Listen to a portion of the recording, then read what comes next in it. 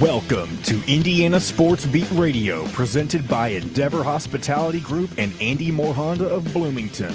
Looks over the middle, second guesses, fires, throws. Does he make the catch in the end zone? Yes! Touchdown! Oladipo to win it. Another one! He got Another it! one!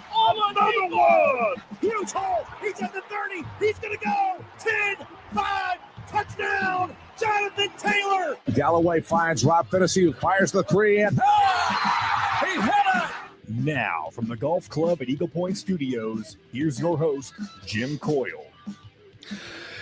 Hello, everybody. Welcome aboard. It is Monday, and hopefully the start of a good week for you. Hope you had a great weekend. It was absolutely beautiful, at least in central Indiana. I'm sure that it was in a lot of other places as well. And the good thing is, as we were, at least I was, most of us, anticipating a very rough week ahead with the heat. Looks like it's calmed down a little bit. Not going to be quite as hot. Temperatures are going to be hitting the low 90s, but it was projected to be the upper 90s.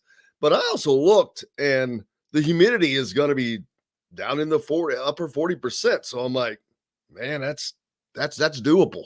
So not going to be nearly as bad as we thought. So you can continue to get out. Hopefully you were able to get out over the weekend. Happy Father's Day to all the fathers out there. Belated Father's Day yesterday, but hope you got to do whatever you wanted. I got to do everything I wanted to do except for see Kylie, who was somewhere else. But I played golf early on Saturday with a group of guys that I play with here at Eagle Point, and just stunk, which I'm D player anyway, but it was just a unusually horrible day and just get more upset. And then yesterday I went right back out, played 9 holes by myself, and it was like a completely different day, but changed a few things. But getting ready for this Thursday's outing, baby. Jordan Hall's the Never Lose Hoop golf outing is this Thursday, and so looking very much forward to that. I want to thank, there's so many people. I'll wait till after the event to thank all of you, but there's so many of our listeners that have been hole sponsors, that are teams that are playing in it, that are sponsors, and I cannot thank you guys enough. People like the Wow Club, Mike Ross with the Wow Club, and Endeavor Hospitality, and I've mentioned Forrest as a whole sponsor, Pete's a whole sponsor, Jennifer's bringing a team, Ryan's bringing him and Sherry to play golf. I hope I'm not. Sam Joaquim is sponsoring a hole. Oh man, I'll have John Jonas. I've got to go through my list. Like I said, I'll go through it later on. Rhett Lewis, Indiana's new play-by-play guy. But there's a ton of people that have come through and trying to make this the best ever. And I think that that is going to be the case. And Ed Salm from Salm's Restaurant, who is the restaurant partner at Eagle Point. Big shout out to him too, as he is really helping make this a spectacular event, as will the people at Eagle Point. So looking forward to that. Good morning to you guys. Hope it's still going to be fun. Yeah, Mike says it's still going to be hot, but not as hot as when he was in Cuba during his military time. Why don't you bring me back some cigars, dude? Man, that had to be a unique experience. Ross, Chris, Forrest, Mike, Robert, all up hitting us up on the Andy Moore Honda hotline early. The U.S. Open this weekend. I'm sure we'll be talking about this more later as more people join us. We'll talk about it again later in this segment. But, man, you talk about golf. It's hard to make golf thrilling. And the U.S. Open was pretty exciting this weekend. It was tight from the first round through the very end. As a matter of fact, Will Zalatoris who would end up as runner-up again in a major this year, missed his final putt by an inch as it slid by the cup. And that would have tied the winner, Matt Fitzpatrick, who on his own right hit this unbelievable approach shot off of his drive on 18. He goes into a bunker and, of course, hits out of the bunker onto the green where he will, two putts for a par and just gets out of there. But, yeah, Zalatoris, man. The young names are up there now, but that dude is good, and he's going to win one soon. There's no doubt about that. But it was just fun watching that event. The IU Greater Evansville chapter is a whole sponsor as well. That's right. Don't let me forget about that. But what a fun event to watch. Seriously. The LIV guys, no luck for them. Only 4 of them were really made the cut. I think only 4 made the cut. Dustin Johnson was the best finisher, but they did nothing. That just the LIV thing. I think it was a smart move I still think it was a smart move for people like Bryson DeChambeau, Patrick Reed, who are so disliked on the tour anyway, that doesn't matter. And they've made more money than they can ever make in a lifetime. So, who cares? I don't see how the LIV is going to survive without changes to make it smaller and to not compete with the PGA. But we'll see how that works out. But the LIV players didn't do much. Major League Baseball, we got plenty to talk about today. The Yankees, man, they have been on a streak. I think they'd won either 9 in a row and finally lost. So they're 9-1 in their last 10 games. They are the hottest and best team in all of baseball, which that hasn't been the case for a while. And I'm cool with the Yankees being good every now and then. I think it's good for sports. People want great teams winning. We talk about that in basketball all the time. People want the Indianas and the Dukes and the Kentuckys and the Kansases. They want them. They want those games. Right now, the Yankees are on just an absolute tear. 49-17. That's a winning percentage of 74%. The next closest in their own division are the Blue Jays, who are at 57%. So they've got an 11-game lead. Central Division, winning percentage, 55% with a 1-game lead. The AL West, a 62% winning percentage, 9.5-game lead.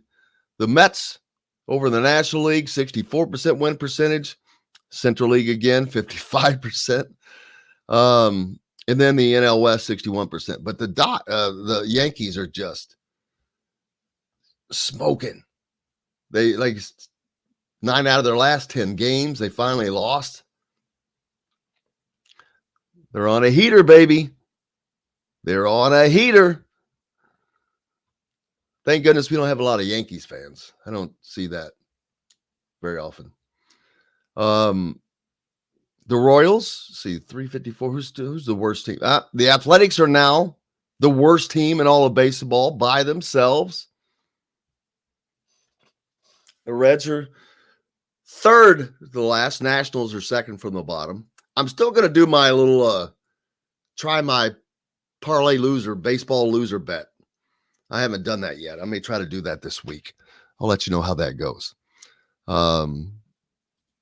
Tim says there was a player for the Mariners that was just called up from AAA after 7 years, and his first at bat hit a grand slam. Well, that's pretty big. Robert must be a Yankees fan.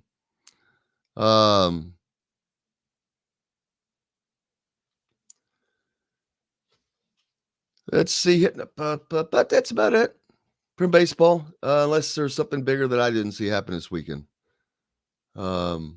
Just getting you caught up. High school baseball over the weekend as well. Indiana had I think many of its state championships.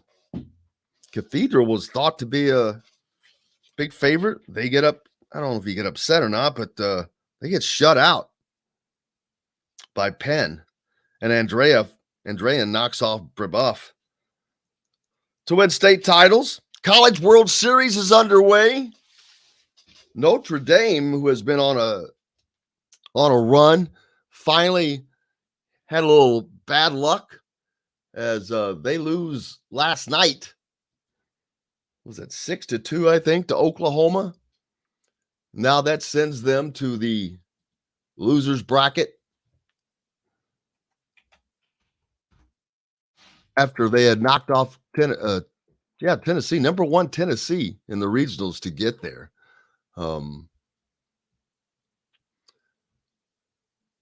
But that's in order right now, and everyone seems to be the College World Series is something that is fun to watch. It's great because you get the College World Series.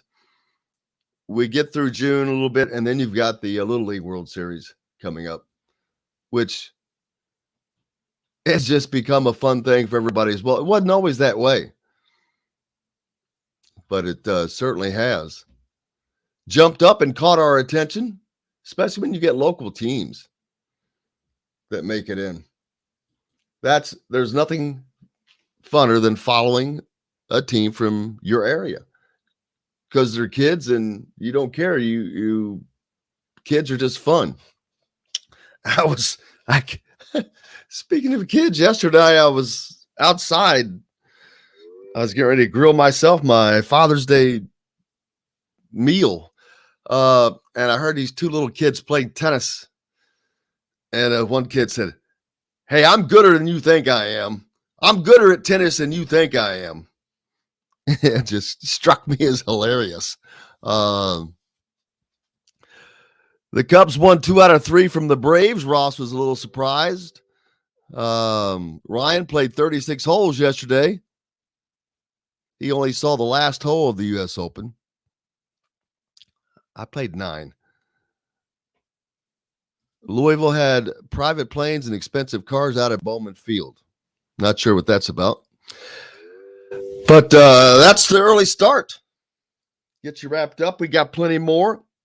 Also over the weekend, Indiana's top 100 Indiana Basketball Coaches Association Showcase went on. We've got lots to talk about with that as Kyler Staley from the Hoosier.com will join us. We'll get you caught up on all that. Plenty more. Coming up right after this, Indiana Sports Media Radio brought to you by our good friends at the Wild Club and BB's Market, of course. The Wild Club is a totally free app to sign up for. Start earning Wild rewards today. Wild Club members earn exclusive discounts, dining dollars to spend, and more sent directly to your mobile phone. Sign up today. Go to your Apple App Store or Google Play Store. Sign up. It's totally free, and you're helping us help you. And don't forget, they are an IU Athletics sponsor. Support those who support you. BB's Market, of course, is your local market meat shop, steakhouse, or caterer, no matter where you live, with some of the best custom meats around. We'll get that some specials lined up for you as well. More coming up. Kyler Staley joins us from the Hoosier.com right after this. We'll be right back to the Golf Club at Eagle Point Studios for more Indiana Sports Beat Radio with Jim Coyle, presented by Endeavor Hospitality Group and Andy Moore Honda of Bloomington. Whether you're visiting Bloomington or... What's going on, guys? Well, hello, but now my hearing is odd. It's scratchy. Can you hear me all right? Well, it's not you. It's me. Let me... You sound fine, Kyler. Cool.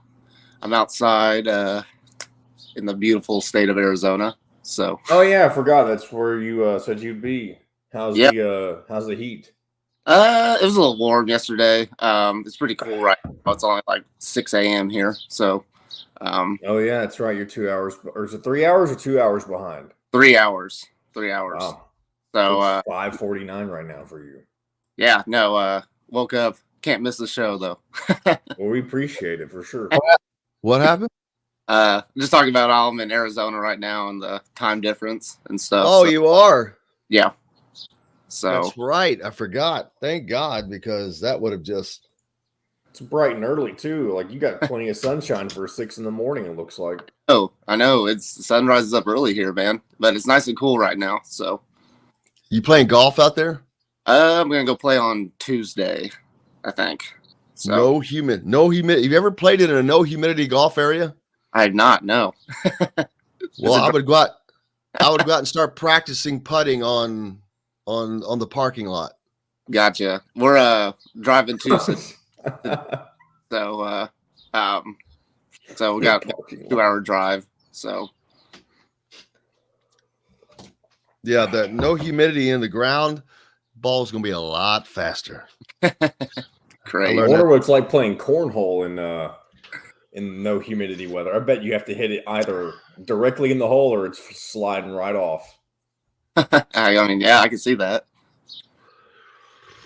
I love me some cornhole. I do too. I might play that this week. I don't know. We'll see. You don't come from an area where people call it bags, do you? No, I'm a cornhole guy. That's embarrassing. If you're in the comments and you call cornhole bags, you might not want to show yourself. This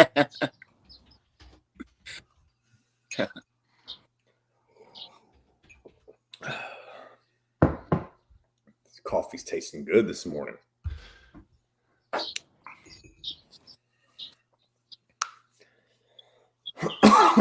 Excuse me.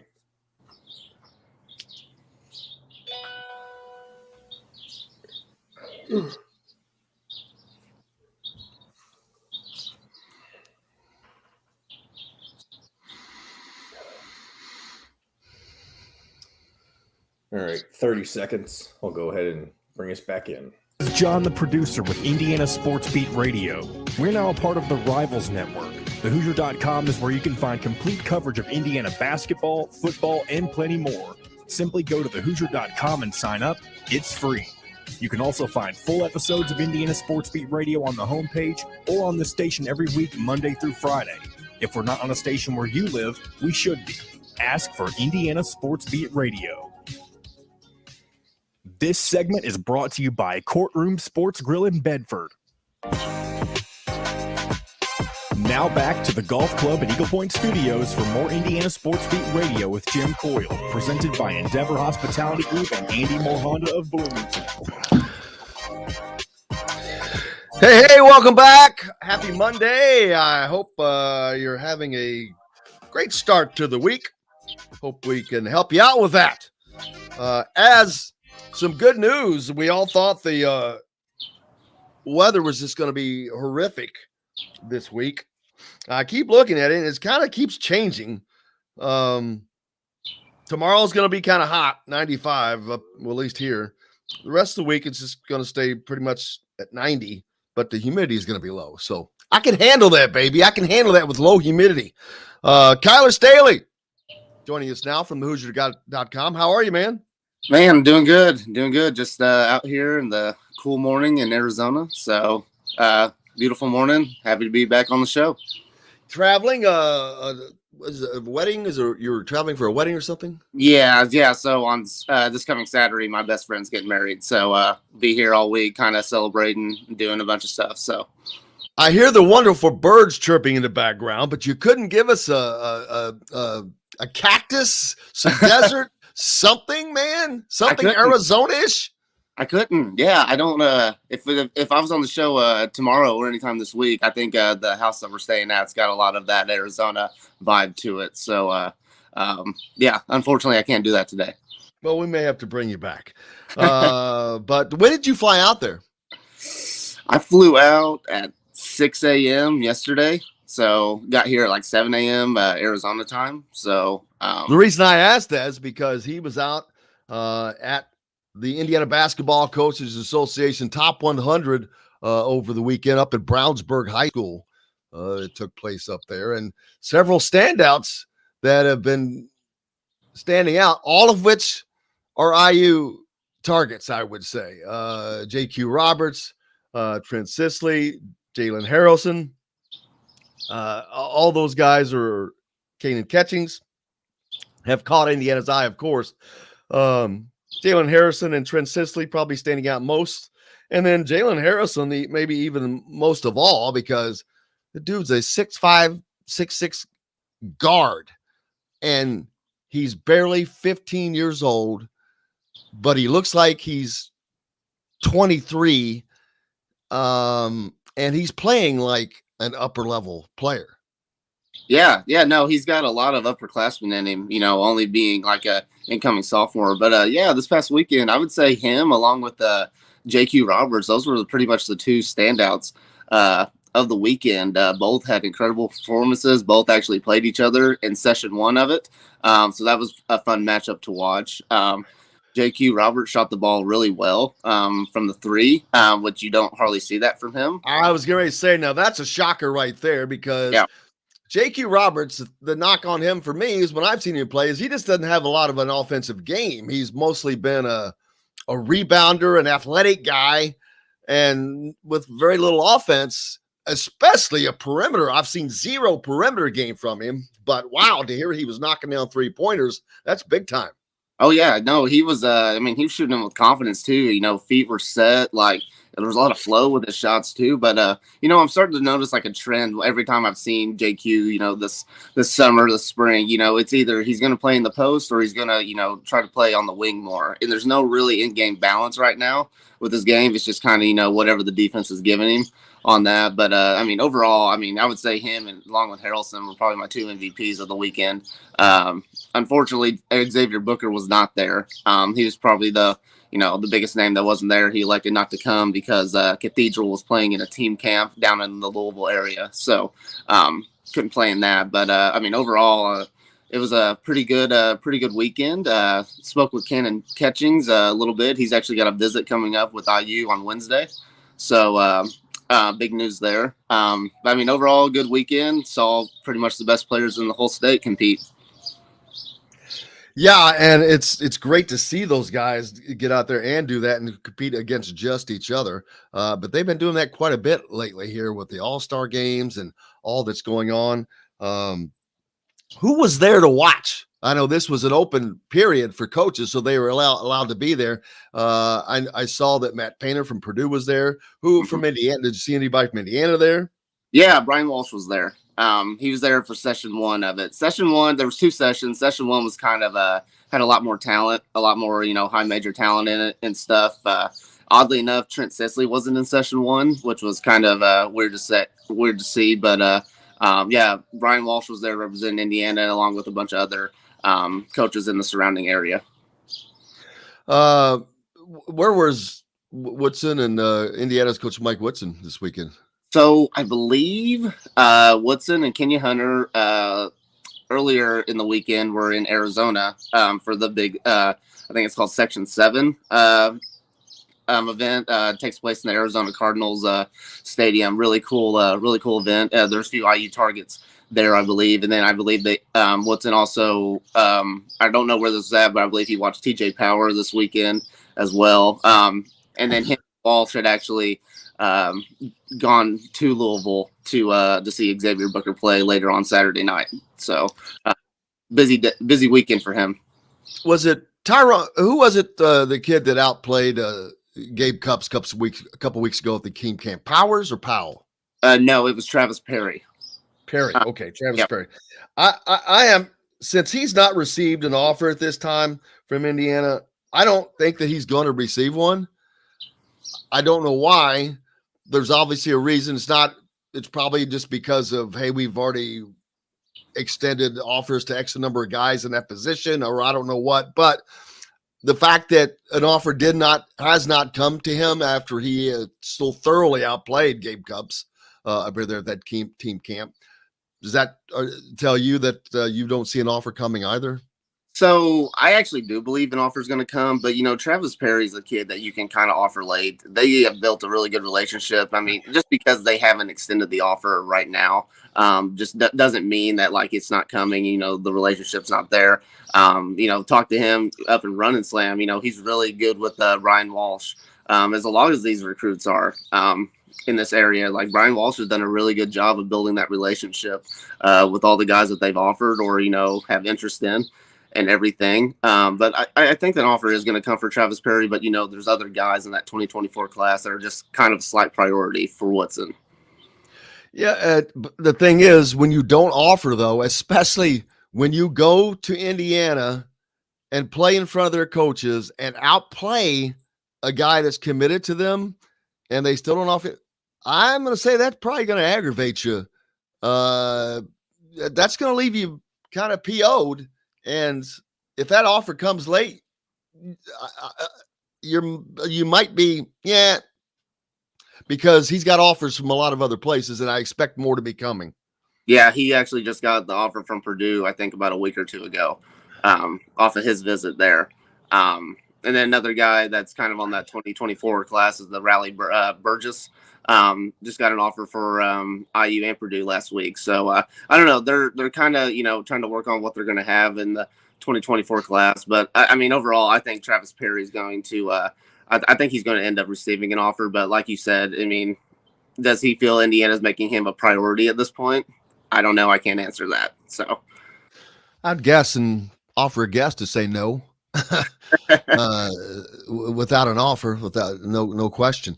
So what comes up next? Now we've got the IBCA out of the way. I know the Charlie Hughes shootout is next up on the docket. That's gee whiz. That's this weekend, I guess, right? Up in Carmel and Westfield. Yeah, so that's coming up. That's a big team tournament. A lot of the best teams in the state will play in that one. So you'll see, I believe Cathedral and I think Fishers, Carmel, and then maybe some teams from North and South will be here to play or to be there to play. We'll have Alec and Keegan there. So it's a good event. I actually just got word that they're still updating the tournament, so nothing's really official as of right now. So that'll probably be changed a million times this week before we kind of get a hard set who's all going to be there. Now, once we get past that, you've got the Battle of the Brands the week after that in Indianapolis on July 2nd. And what's the Battle of the Brands? I believe it is just a big tournament. I think you'll see like the Nike and the Under Armours and the Adidas. All those circuit teams will be playing in it and stuff. So I think that's what it is. That's what I was thinking. Now that's going to be fun right there. Yeah, that's a big time event. Throughout this AAU season, you don't see the Adidas main circuit team taking on the Nike EYBL team or something like that, which that's always fun to see. So it'll be a big event, and I believe it'll probably be a live period as well. But I'll have to double check the calendar on that one. I'm surprised that that's not a bigger event because it's kind of like the finals, the whatever you want to call it, with when you bring in all the different brands, because the week after that you've got the Grit Region finals, but then that's when the three, whether it's Under Armour, Adidas, and Nike, the Under Armour finals, the Adidas Gauntlet, and the Nike EYBL Peach Jam all begin in the week of July 17th. And so they're all three going on at the same time, which they're all three big, gigantic events because you've got so many teams under those each umbrellas, which that makes those the biggest events. But I would think that this Battle of the Brands would be like an overall more notable event because of having the best of the best. Yeah, you would think that, but I think a lot of those circuits, they don't want to, spin off of their circuit too much. They want their Adidas wants their finals to be, the main one that people go to and things like that. So, maybe that's why they don't promote it as much and everything. TV, baby, TV too. They all get that TV money. Every one of those games are on TV. You can watch them all. You could stream, whether it's the Under Armour finals, the Adidas Gauntlet, PGM, you can stream every one of those games. Yep. And they all do a pretty good job streaming. EYBL is very top notch when it comes to streaming. It's all free. You go on the website. They've got cameras at every court. Really helpful for media people that can't be there and fans that can't be there. But those circuit programs have really figured it out when it comes to streaming. Absolutely. For Indiana right now, what is happening most? Any change? The Xavier Booker recruitment has been kind of one to watch because obviously he's a one of the highest profile recruits out there, but he has long time been considered a Michigan State lock, and then that has kind of loosened, and then here of late it just seems like there's no lock. Mm-mm. And some of the Michigan State prognostications have been taken down. Yeah, no, his recruitment's wide open again. Indiana's done a really good job of building that relationship back up with him. I mean, if you really have to look at it, it's kind of, it's Indiana, Duke, and Michigan State, not in that order, but maybe Ohio State as well. I think he just took an official visit to Ohio State either last week or maybe he's taking it this week. I don't know. But I mean, his recruitment's wide open. It'll be interesting to see, what team swoops in. And can get him to lock in. I personally still think it's Michigan State, just about the amount of work that they put in and stuff. But I mean, we'll see when that Duke visit happens. We'll see what how the Indiana relationship continues to build. But I mean, it's wide open and it's definitely the one to watch. In the state of Indiana at least. Yeah, and the fact that he is now seeming to open that back up, that if Indiana were to land. Let's say Xavier Booker, and then I wish those guys weren't so far out because you can't even put them in here like the Harrelson and Sisley, because they may not even play with an Xavier Booker. Right. Yeah, probably not. Booker will probably be. I mean, 2 years. 2 years and gone. Most. Yeah, at most. He's got the talent to go play at the NBA level and stuff. He's just got to work on putting in that weight and everything like that and fine tuning a few things. But yeah, that's hard to see. Let's say he does, go to Indiana. It'll be interesting to see how he pairs up with Malik Renew. When Trace and Race are gone, which I think Xavier Booker would actually excel a lot better in that stretch four role. Than coming in and being just a main post player. But yeah, well, I mean that's all hypothetical at this point right now. So, but yeah, definitely a guy to watch right now, especially, as the senior year gets rolling here in the next couple months. Yep. Looking forward to that. But, the basketball news is just starting to wind down now is because now it's once they get past this, the summer's tough for coaches because they got to go out, they got to hit all these events. You got to keep up with the recruiting. You've got to keep up the relationships, the texting, the calls, the visits. I was just thinking how busy of a week this week is going to be for Mike Woodson right now. They've got, I think, the second of their 2 summer camps going on this week that finishes up on Thursday. So he's got that going on all during the week. Thursday, then he's going to be at the Never Lose Hoop golf outing, Jordan Holmes' golf outing, which I expect most of the staff to be there actually. But so they've got that to go to same day. Then I'm assuming on the weekend, of course, they'll be out and about because you're going to have the Charlie Hughes shootout going on. And well, that's enough right there to get to, but plus whatever else they may have that they're doing. So that continues and that runs all the way through July, but you're also practicing right now. You're trying to get your team in line for this fall and get them going. And it's a new team because it's not the same team from last year. So you've got to get this new team going and get them where you want them to be all at the same time before July ends. And then you can focus more on it. But yeah, it's coaches' focus is pulled in 1,000 different directions all the time. I mean, they have very little time off. Yeah, no, yeah, it's like you mentioned, it's As do we. No, let me mention. But no, yeah, it's a busy time for them. They've got the team set. They're just working on kind of in-house things right now. Putting on weight for those freshmen. Trying to build that chemistry and everything, which looks to be already. Moving in the right direction with that. From what we heard from Race Thompson last week and everything. But right now, as far as coaching, it's all about building relationships with the 2024 class right now, and then hitting. They still got to work on filling out that 2023 class. But busy time right now, not just for Woodson, but for any Power 5 school right now. I saw that. Is it Pete Nance from Northwestern transfers to North Carolina?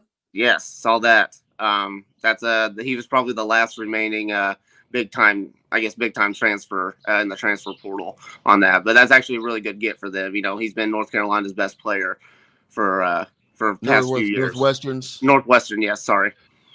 Well, Indiana will most likely see. I'm guessing that Indiana is going to see him again because I just feel like the North Carolina is going to be Indiana's ACC Big Ten challenge opponent.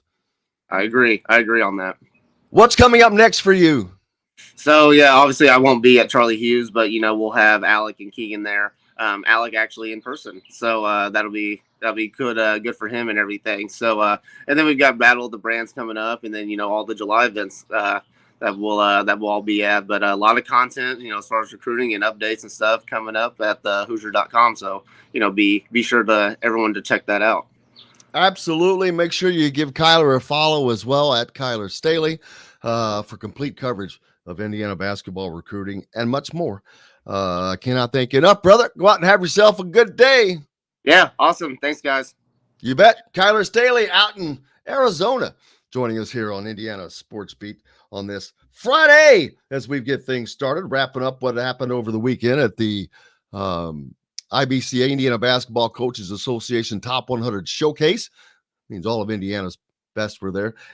JQ Roberts, that's probably the most surprising to hear about him and his offensive output, because like I said, I've seen him play, watched him play, and he's super athletic at 6'8". I mean, he's another boy athletic dynamo a la Jordan Geronimo, but I have not seen actually, and he's 6'8", so a little bit more than Jordan Geronimo, but has not had the offensive game to go with it. But listening to Kyler there talking about him knocking down confident 3-pointers, holy cow. You want to talk about that being a major change, not only to his game, but his recruitment, because if he can shoot perimeter shots at 6'8" and rebound like I know he can, that makes him a much, much more in-demand player. Hey, we got lots more coming up here on Indiana Sports Beat, of course. Dustin Dopirak from the Bloomington Herald-Times to join us. Jim Reamer is going to join us. We'll talk more about the recruiting there and catch up on U.S. Open, College World Series. Anything else you want to talk about as well? You're listening to Indiana Sports Beat Radio, brought to you by our good friends from the Courtroom down in Bedford. Courtroom strives to make each and every experience of their customers the best it can be by using the freshest of ingredients. Every item on their menu is made from scratch using only freshest ingredients. Make sure you stop by the Courtroom Sports Grill in Bedford, all part of the WOW Club. Back with more Dustin Dopirak right after this. We'll be right back to the Golf Club at Eagle Point Studios for more Indiana Sports Beat Radio with Jim Coyle, presented by Endeavor Hospitality Group and Andy Moore Honda of Bloomington. The sun is out, the birds are... Good morning, Dustin Dopirak. Good morning, Jim Coyle. How are you, sir? I'm glad. You look like you're outside getting a nice tan, enjoying this I got day. a nice tan this weekend for sure. You do look like you got some sun. What were you doing? No, we were up in South Bend. It was we did a thing for wait a minute. Sun and South Bend do not go in the same sentence. Believe it or not, it happened. Yeah, there were no clouds up here either this weekend. So no, we we did a thing for my my wife's mom's birthday. It was her 70th, so they rented her this cabana out in the up in Michigan wine country. So we were outside all day. It was good times. Yep, for sure. And I look more tan right now because the sun is literally beating down right at me. But I just heard two things in the same sentence. The second one was Michigan wine country, and sun and South Bend. All of these are realities in June anyway. It's, I mean, like if this were February, we would be. This is actually something interesting to talk about. The Michigan, because Michigan wine. Yeah. Because I saw in 60 Minutes how climate change is changing where they grow these grapes for wine. It's you can go further up. Yep. Different places north and the whole bit. But no, I guess it's been a thing for a while. It's got some pretty vineyards, nice hills, the whole bit. So, I remember when I used rodeo, and I had a rodeo in New Albany one night, New Albany, Indiana, which is at the very bottom of the state. And then the next day at 2:00 in the afternoon, I had one in the UP. I had to be in the Upper Peninsula of Michigan, 2:00 the next afternoon. So we finish 11:30, whatever time we get out of there at midnight. I hit the road by myself in a truck, take off, just rolling. And I get to Chicago in 3 hours and 20 minutes. Wow.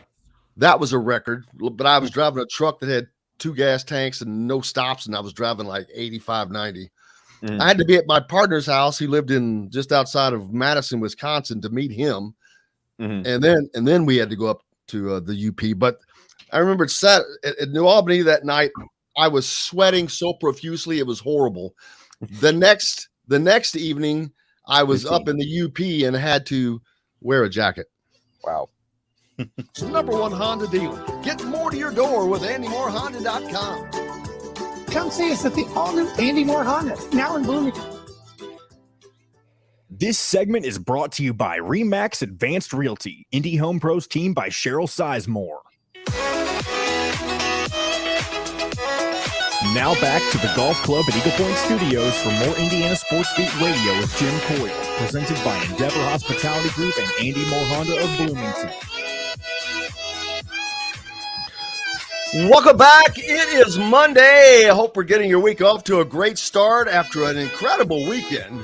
Weather, we're expecting hot temperatures this week, but it's kind of cooled down from what we're expecting. Joined now by Dustin Dopirak of the Bloomington Herald-Times, who is looking tan and fit. The sunshine on his face, man, looking just fresh as a fiddle. That's what I am. What can I say, man? No, man, good weekend up in South Bend. Believe it or not, went for a event for my wife's mother's 70th birthday. We took her out to a winery up in Michigan yesterday. So we were outside pretty much all day, and it wasn't over the top, warm or whatever, but or hot or anything like that. But it was sunny, so we all got tans and drank wine. It was a good time. What an incredible day that sounds like. I'm serious. Out in a vineyard on a day like I can only imagine what it was like up there, because terrific. It was like 80. I know how incredibly beautiful it was down here, and further north you go, it's just usually a little nicer, a little less humidity normally. But then a vineyard in Michigan, and in the break I was talking about. I remember seeing on 60 Minutes how climate change has changed where people are growing these vineyards are growing wine or grapes for these wines, and it's changing places. And you can get wines from places you didn't expect before. Now, my last TV job was out in Washington State, and they're known because it's very dry on the eastern side of Washington, but they're known for, I think the cabs are that's like one of the best places in the world or around to get cabs from the Columbia River Valley. But yeah, it's changing where you can grow these things, and especially so much like Michigan, probably doing better than they ever did before. Yeah, no, I mean, I don't know how long it's been a thing. I mean, I know like a couple years ago, my wife did her bachelorette party at these same vineyards at these same wineries up here, but it's beautiful. But just, I obviously have to have a, mountains, some level of warmth and stuff, or hills at the very least. I don't know what all goes into it, but just was beautiful area, and there was like kind of two in between, and we were able to sort of there's like a trail that you go that you can take from one winery to the next, and so it was really good time. So like me, my wife, my wife's mother, a bunch of her friends, my wife's aunt and uncle and stuff like that, and her my wife's grandmother as well. So she's still 97, and she was still out there and hanging tough and everything. So it was a really good time for sure. Beautiful, like you said, just not a cloud in the sky all weekend and not too humid. It was terrific. It sounds like an absolute wonderful time. Yeah, I hope everyone had a great weekend as well. Like I said, happy Father's Day to all those fathers out there. It was wonderful for that.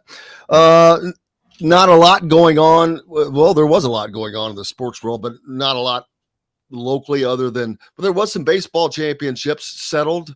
I mentioned that earlier. Cathedral gets knocked off I think they were kind of expected to win, but Penn knocks them off. Andrea knocks off Brebeuf. So that's put away. The College World Series is underway. Notre Dame got their first loss last night after being on an incredible run, puts them in the losers bracket. But we've got the College World Series to watch. It's a good sports time right now. The U.S. Open.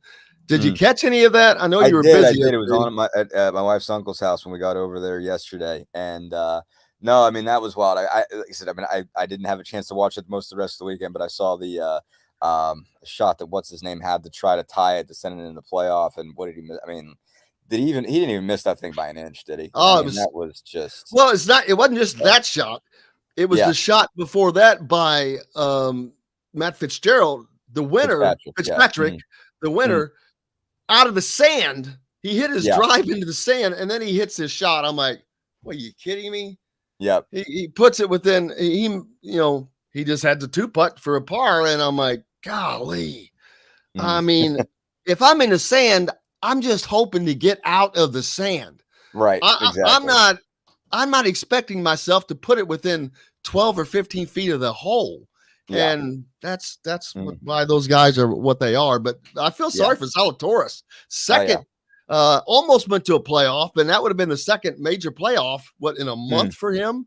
He's playing unbelievably well. He really is. He's playing terrific golf. But yeah, I mean, it was, so close. I mean, it was just right on line. I mean, he was just he wasn't even an inch off. It looked like it just, lipped off the hole. I mean, it didn't turn it or anything like that. It kept going in the same direction, so it wasn't like it caught too much of the lip to turn it, to start to spin it in or anything. But yeah, that was some kind of shot. It's a brutal way to lose a tournament when you're that close, and you got to just sit there and think, man, like all I got to do is just hit that just a touch to the right, and you're in a playoff, and you got to crack at it. And not just a playoff. With a payout of $3.1 million.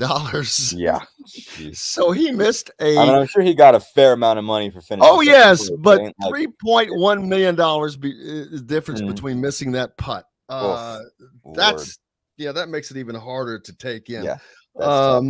Rory McIlroy is just on edge to win. I can tell he is just right there, and he has become the face of the PGA.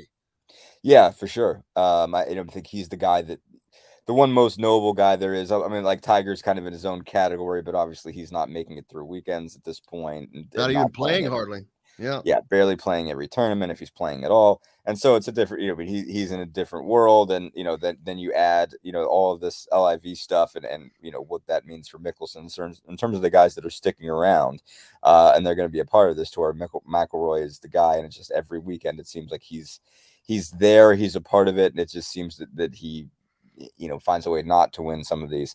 But, obviously another strong performance, the top 5. Was he top 5 or was he top 10? I'm trying to think of where he finished. He definitely was top 10. I was hard. I can't remember because it moved around so much at the end. And that was great. It was one of the most exciting it's hard to make golf exciting.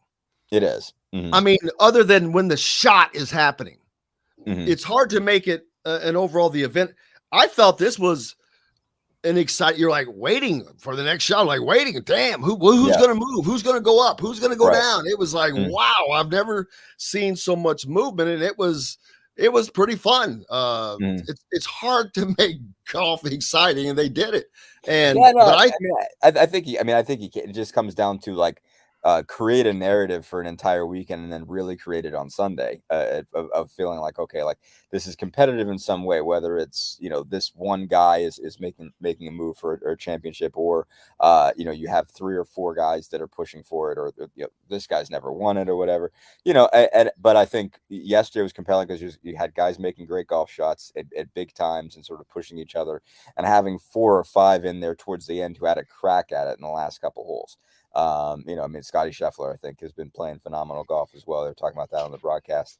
And he's right there, and obviously if Fitzpatrick fades on 18, then Scheffler's right there. And it's, like if Fitzpatrick had a bogey anywhere in there, if he had bogeyed that thing on out of the sand, then you're looking at a 3-hole playoff with him and Zalatoris. And so that would have been just, phenomenal as well. So, it's had a lot of guys just playing a lot of really good golf, and, on a tough course, basically, that was playing pretty tough all weekend. And so, it was the same as anything else. I don't end up watching a ton of it lately. But a major on a Sunday is still a big deal. And there were enough guys involved, in just the chase down yesterday. It was, really compelling golf. Yeah. If Rory, I think he shot 69, 69, 74, 69. That's 74. Get rid of that third day, and he's at the top. Yeah. And that's what drives those guys nuts. It drives them absolutely insane. Yeah, and it's a couple putts, and it's one or two missed greens and whatever. And it's not, a 7. You don't have to. Not much has to go wrong for you to shoot 74. The live golfers sucked. They stunk it up. Only 4 made the cut, and not much there for them.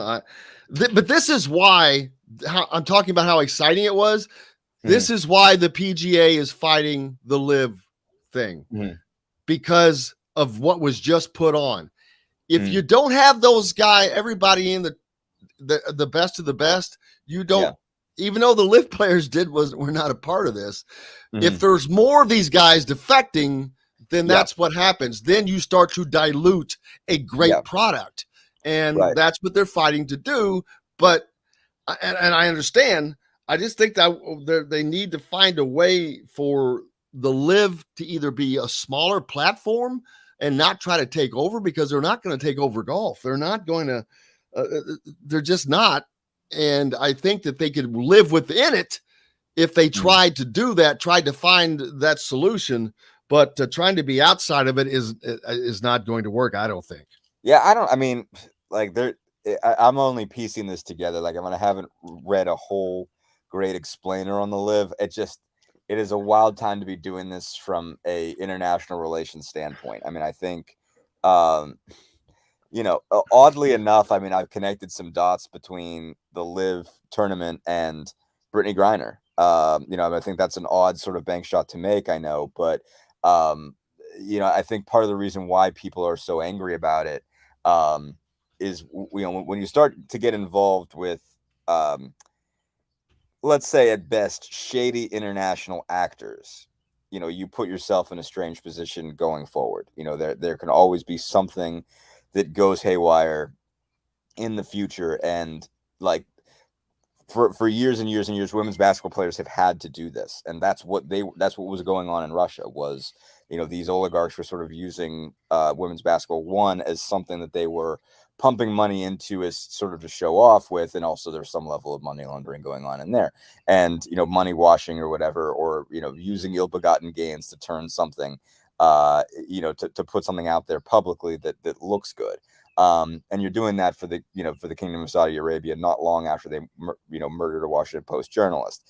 So just getting involved in that kind of shady stuff to start with is kind of, it's a rough deal. It's a sketchy deal, and you don't know how things are going to change internationally. So you're putting yourself in a bind of some kind. And obviously, again, the difference is women's basketball players aren't making the kind of money here that you could pass it up. I mean, like, I think they talked to Diana Taurasi for a story about this Brittany Griner situation. It was like, basically my agent told me, like, I can't pass it up. This is the only place I'm getting 7 figures. Whereas, I mean, these guys are getting, I don't know what, 8, 9 figures, but it's like, well, you were making 7 at home. Like, you were going to be fine. Like, there's no justification. Like, you know, that's a reach on the justification. You were going to be plenty comfortable as was. You didn't need to go get this massive payday to go out there. And if they're going to throw it out at you, obviously it's tough for the PGA to do that. If Saudi Arabia is going to say, we don't care how this does, we're giving you this money, we just want to swing big here, and we want to throw this out, and we want to have this out there publicly, and we're willing to take a loss. You know, that's tough to compete with if you're the PGA, because you're like, the PGA was like, I can't take a loss. I can't afford to pay you guys purses that's at that level, because, you know, we have a lot of money. We have plenty of money to give you. They don't have that kind of money. But, you know, we're not going crazy here. That's monopoly money. Nobody has that kind of money. That's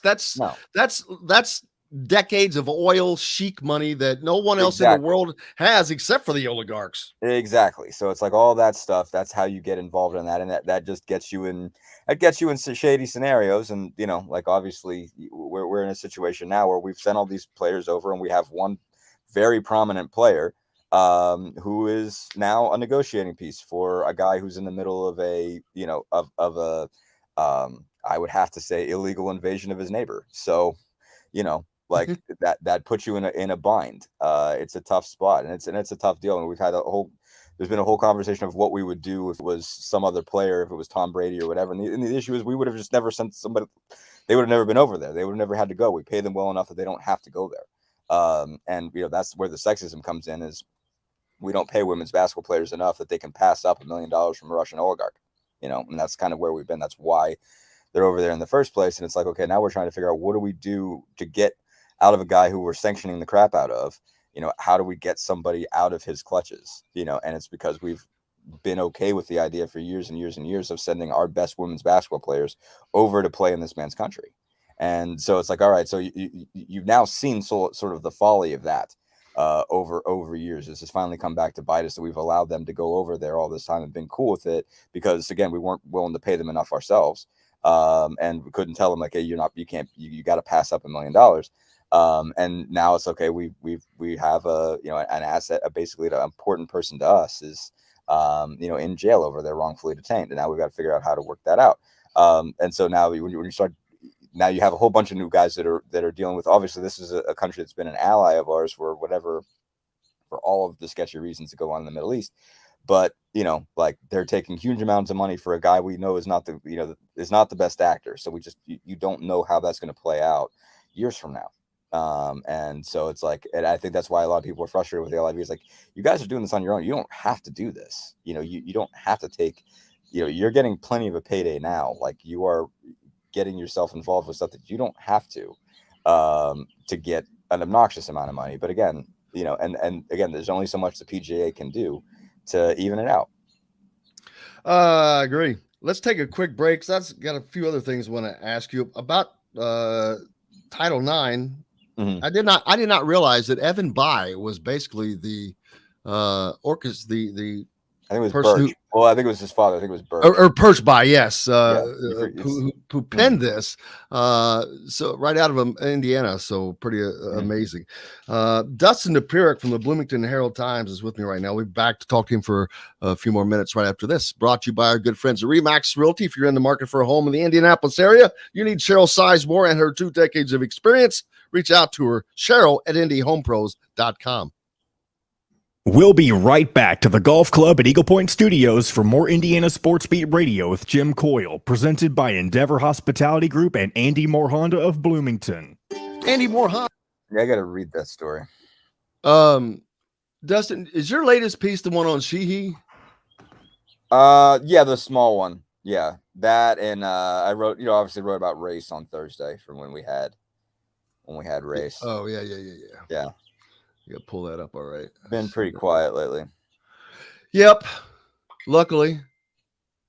Yeah. Get some quiet time. So race.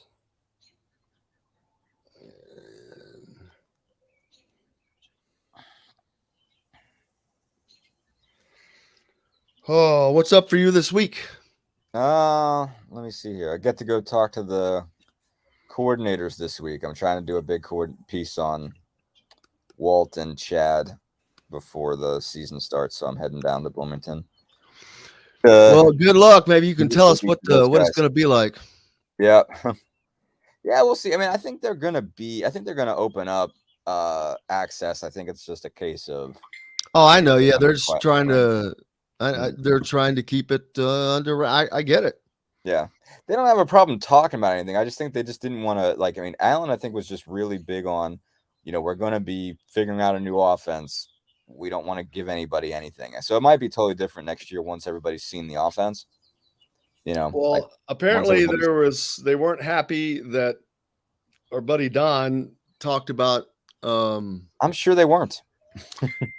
Because that is something that I knew about. I've known about for, I don't know, a month and a half. Mm-hmm. But I'm like, the person who told me, I'm like, don't worry. Right. So I kept my mouth shut about it. And then when I saw that, I'm like, damn it. When I saw it, it kind of aggravated me because I'm like, well, damn it, I've known that for 6 weeks too. But if I say that, I get in trouble. Then I heard that they weren't too happy about that. So no, I'm sure they weren't. But I mean, again, obviously he gets paid by them, so that's a different story. The funny thing is, what are they gonna do? Yeah, there's nothing to do. What are you gonna do? I'm sure they just expressed to him, Don, like this was not something you were supposed to do. But I mean, and again, like if it weren't him, I wouldn't have.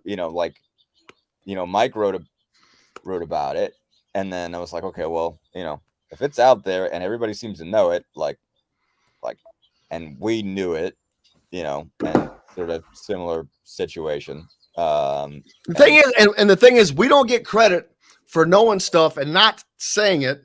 But boy, if we say something we're not supposed to, that hammer comes boom. Well, yeah. Well, I mean, I like to think we're going to get credited for it, like just for reasons. But that hey, we heard this, knew this, kept our mouth shut until somebody 15 at least tangentially connected to the athletic department said it out loud. So 6-1. Cheryl Sizemore from Remax Advanced Realty. Let Cheryl Sizemore get you in the home you want today. Cheryl at IndyHomePros.com. This segment is brought to you by K-Bello. Now back to the Golf Club at Eagle Point Studios for more Indiana Sports Beat Radio with Jim Coyle, presented by Endeavor Hospitality Group and Andy Moore Honda of Bloomington. Welcome back, Indiana Sports Beat Radio coming to you on this Monday. It's a pretty nice day out there, looking like Dustin Dopirak with the Bloomington Herald-Times is with me right now, fortunately, thankful to him. Spent a nice weekend up in South Bend, got him some sun, and up in wine country and Michigan, not California. Relax. That's why I paused. But no, it sounds amazing. It actually does. I mean, wow. And I know the weather up there has to be incredible. Low humidity, no humidity, which when you live in a humidified world, it's when those days when there's no humidity, it's like, what's happened? It's like you've woken up to a different planet. Yeah. It is. It's crazy. It's the nuttiest thing. Like literally, like you felt like you're walking outside in a t-shirt and you felt like you were wearing a hoodie. You know what? If they could just take away humidity, the entire country would be such a better place to live. We'd all be in Southern California. We'd all be in Southern California. One of the latest pieces I know you wrote was Will Sheehy earning an NBA championship, part of the Warriors staff, which, I found out a while back when I was texting with him. The last I talked to him, he was in New York working out of basketball. Yeah. And then I'm texting him the next thing I know, he's, well, okay, I can't do that because I'm like, what? On the Warrior staff? How the hell and when did that happen? So gets him a ring. So we almost Indiana, a former Indiana player was guaranteed an NBA Finals ring. Yeah, it's either gonna be Juwan Morgan or Will Sheehy. Yeah. No, and I had forgotten. Like I knew it. Like I remember it hitting the wires or whatever, or seeing the release when he got hired by the Warriors, and I'd forgotten about it until I saw him on TV. Basically like he just like I think they were on the Currys, I think, and just panning around, getting celebration shots and whatever after the series was over, and then I saw Will. I'm like, wait a minute, that's right, he's on staff. What's he do now?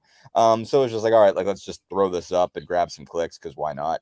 But I mean, good for Will. I mean, that's just cool that he gets a ring, and obviously to be a part of that staff, I mean, it's going to serve him so well. I mean, I'm fascinated to see. I'd be fascinated to see what kind of coach Will Sheehy would be. I just play it all the way out. Imagine head coach Will Sheehy. Yeah, because that's not. I don't. Yeah, he's not Doesn't someone that compute I yet, does it? saw that. No, It doesn't compute, not yet. But it might someday. Because he's Will. But it'd be fascinating to see where it goes with him. But I mean, he can push people because he pushed himself. And like one of the great trash talkers of all time. Will is for sure. Will likes to mess with people, but like. Some of my favorite stories about Will, because I mean, I did a really big piece of Will's senior year and got to really delve into him. And he's just a fascinating human. But like, he, I remember just from a conditioning standpoint, they said he was just off the charts. Just off the charts. Could have been a cross country runner sort of deal. Like had that kind of endurance and whatever, and ability to just run all day, and you saw that out there in games. But I mean, they said like they had some kind of treadmill exercise, whatever, and like where they would measure your breathing and everything like that, and Will was like like mountain goat type stuff. I mean, it was just wild what Will could do. So that gives him sort of the ability to push people. Like you can never say, well, Will, you couldn't do this. Well, like, yeah, I can. Sure, no problem. I'll do it. I'll dust you. It doesn't matter. But he also was, my favorite story was like, I asked him about trash talking because he had gotten, he did it in games all the time, but we saw him at a pro-am between his freshman and sophomore year. The bunch of the guys between the 10, 11 and 11, 12 seasons went up to this pro-am in Indy. And it was, wild. Like no one's playing any defense or anything like that, but just people dunking on each other, whatever.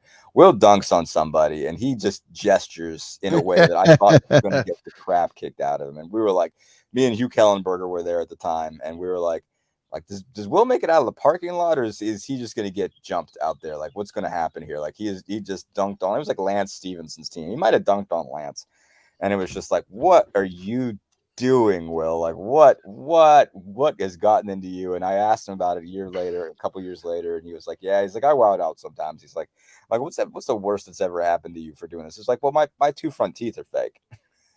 He's like, I've gotten my teeth knocked out, I've gotten my basketball stolen, I've gotten my bike stolen, like I have angered people over my days playing this game. He's like, I just do. That's just how I roll.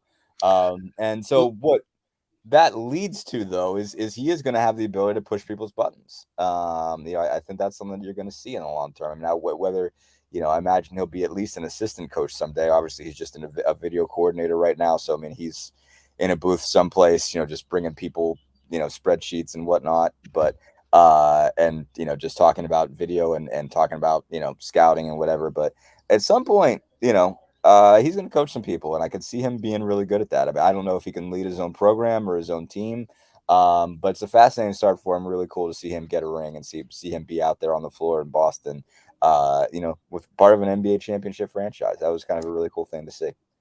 Well, and this has always been a thing. It goes back to Bob Knight when he had that coaching tree going, but that has continued, and it's continued with players. I mean, you think about, Will Sheehy's not someone I expected to be in the front office, but there's also in the Cavaliers. I'm trying to think of and get to it quick enough. On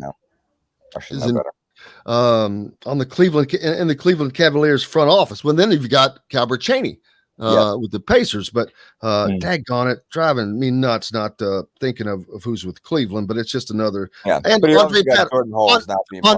Andre Patterson. Yeah. Oh yeah, there you go. I mean, Jordan Hull's obviously coming back now and being part of the Indiana staff. I mean, that was obvious, gonna happen. Like Hull's had coach all over him, and you knew he was gonna do it. See, that's another thing. That's another thing that you probably knew, but I knew was in the offing that was coming. that those talks were going on. You probably knew it better than I do because you've probably been more connected to them lately. Kept that stuff quiet, and it's like, man, so trust me, people. I guess my point to people is trust me. There's a lot of times we know stuff that we can't say. Because if we do, it's hard to say wrapped why on the that is. knuckles. We should explain why that is. Because we get wrapped on the knuckles. Let me tell you. From our standpoint, and there's that, but it's also like like you get told off the record. It's like off the record's off the record. Like that's really a big thing when someone tells you something in confidence that says, "Do not." Absolutely. I'm only telling you this because like, and you don't want to take the thunder away from someone. There's that. We've definitely gotten. We have definitely gotten pushed around by kids not wanting to take their thunder away. That's that has changed. Yeah, that's a lot different. No, I mean, I think, really, especially when it comes to recruiting, like that used to be, it used to be a race to try to break a kid's commitment, where no one's even really doing it anymore. Everybody's kind of just decided, like, really recruiting. And it's based on, I think, just for you guys, Rivals and 247 and all those have sort of made the decision that it's like, okay, if this kid wants an announcement, he gets an announcement, and I think, it's ultimately good, I think. But that's something that it used to be different. But I think over time, I'm kind of seeing that it's worth the, that it's worth that, basically, that there's not so much to be gotten that it's worth, angering a kid over, as far as, breaking his commitment first or something like that. There are certainly there are stories that are worth angering people over. That's not necessarily one of them. So, it's definitely changed things, I think, over time, the way that recruiting has been covered, that you don't want to take a kid's thunder if he wants to make an announcement, if he wants to have a graphic or whatever that he wants to put up or whatever it is, or make an announcement or do a video or something like that. It's just, okay, we'll just be ready with the story, when it happens. Just give me a heads up and I'll be happy with that. It's definitely changed that way, but it's still, off the record is off the record. When somebody tells you, hey, this is coming down the pipe, like, I'm telling you this now, so you don't print it now, we'll give you a heads up or whatever. Like, it is a different thing. Like, there's a lot of relationship building there that goes on in terms of, all right, being able to trust sources being able to trust you, that you do what you say you're going to do. Basically, when they say off the record, they mean it. And it's an important thing. Like, obviously, there are exceptions and whatnot, and there's, you don't want to make it so that ultimately people are deciding to tell you how to report. That you don't want. But when someone says something's off the record, something's off the record, and so you got to respect that. And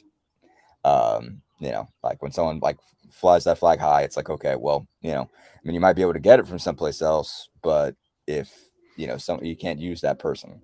Well, it's also the fact that respect. The person that told me about McCully.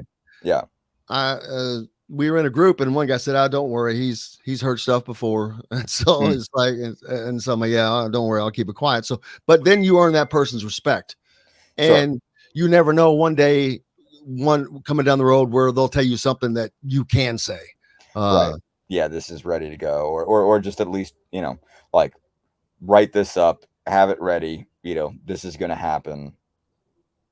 Be ready to, like, be ready to do this when it happens. Have this in the file, just so it's ready, so you don't have to call everybody and scratch this out or whatever. And, like, certainly from your standpoint, I know from our standpoint, when it did come out, we knew it. We didn't have to go confirm it, separately.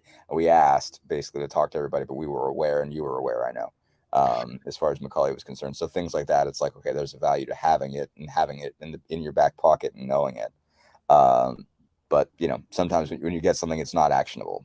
That's a weird thing to say. It makes a lot more sense when you're in the business. When you're not, you're like, well, what does that mean? Who are you carrying water for? And it's not that.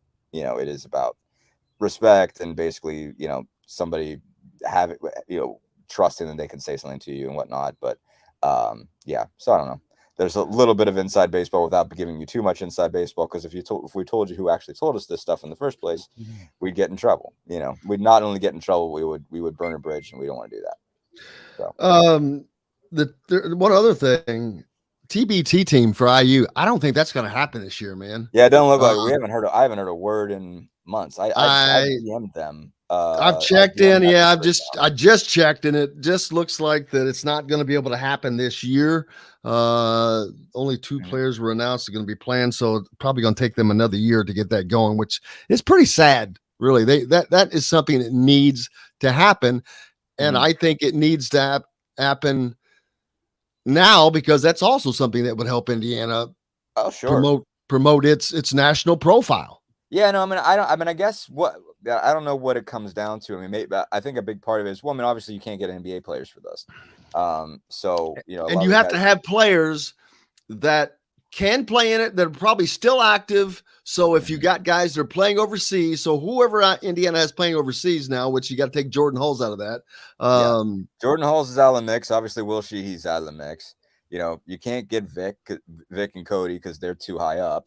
Nor Juwan. You can't get Remy Abel or Maurice Creek because they're still with that sideline cancer team they've been a part of. So you'd have to look at two guys off the boards that are pros that that you haven't been able to get. Robert Johnson, maybe some guys that have transferred. Oh gosh, darn it!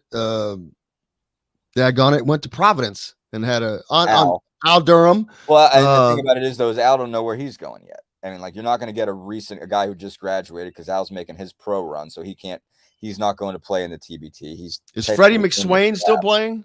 What's that? Is Freddie McSwain still playing? He's still, like, he'd be a guy you could get. He'd be a guy that'd be on the list. And I'm trying to think of, like, there's a handful of other guys. It fascinates me that Devontae Green was the first guy off the board. Me too. So Devontae, because Devontae, I feel like you could call Devontae and say there's a game. You'd like, okay, what time I'll be there. Like Devontae is a baller. Like, I appreciate that about him. Like, yeah, and it's funny though, because like he was supposed to be on the show before and he was scheduled and then just didn't show up and yada yada. I'm like, all right, whatever. Well, he might not show up for your media thing, but he'll show up for your basketball game. Yeah. Like, hey, there's gonna be 5 of us. We're gonna be at this playground or whatever. Devontae be like, all right, I'll ball. Like, I feel like he's one of those true ballers. It's like a guy like, I mean, you could have all kinds of criticism about Devontae's game if you want, but like out of a guy that like just tell him where and when, like, this is when we're balling with people. Devontae be like, all right, I'm there. I'll come. What's coming up? 33s. I won't. Perfect. Care. I'll shoot 25 step back threes. So, yeah. How long you spending time up north? What's next for you? Heading back down today. We'll, working on some football projects coming up. Just got a little bit of time. Obviously, just with everybody's roster being pretty much set, things are pretty quiet. I mean, well, football for things better pick up. They better get some recruits now. This might be time for them to sign some people. So we'll see where that goes and stuff like that. But be following recruiting and starting to do some football projects. Start to gear toward August a little bit. But be a little bit quiet on the immediate stuff for a while. Yeah, basketball kind of runs through July with like I mentioned earlier, there's the Peach Jam and Adidas Gauntlet and all that stuff, and a few more, I think maybe 2 more individual AAU events coming up, but then that's it, and it kind of goes quiet. Basketball's practicing to themselves, football's in there doing their deal, and we'll get in there, and it's right back the way it was, man. But I hope you have a fun time up there. Enjoy it. Bring some wine back for football from football media days, and we'll share it. Yeah, there we go. That'll go well. Just pour that out while Kevin Warren's talking. We'll see where that goes. Exactly. The great Dustin Dopirak from the Bloomington Herald Times, sir. Thank you so much. Have a safe trip. Thank you. We'll do. Have a good one, y'all. Thank you, Bender Rich. Dustin Dopirak with the Bloomington Herald Times joining us here on Indiana Sports Beat Radio, brought to you by our good friends at Feast Market and Cellar, all part of the WOW Club. Proud of the Feast Club, Feast Market and Cellar, located next door to Southern Stone Restaurant on Patterson and Rogers in Bloomington, offers an extensive wine selection with a sommelier on staff. They take their pairing seriously. Feast also provides a wide variety of cheeses, gourmet sandwiches, entrees, a coffee bar, bread, and pastries, all mouthwatering. Make sure you stop by. Tell them I sent you. Back with more Indiana Sports Beat Radio. Jim Reamer joins us after this. We'll be right back to the Golf Club at Eagle Point Studios for more Indiana Sports Beat Radio with Jim Coyle, presented by Endeavor Hospitality Group and Andy Moore Honda of Bloomington. Whether you're visiting Bloomington. What up, Jim Reamer? Howdy. Oh, yeah. You got those pictures, John? Yeah, I John? sent you a text. Sorry. How about this? You got one those, picture right? blows. Got what? The images I sent? What Oh, images? you're talking about the logo, aren't you? Oh, I put the logo. You're talking about something else. Never mind. When did you send? When did you send it? When was it? Friday morning or Thursday morning? I gotta go back and look now. Let's see. I mean, I got it to you about 10 minutes after we were emailing.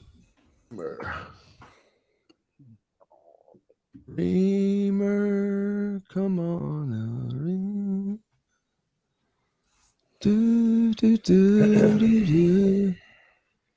Yeah, I believe so. That's good.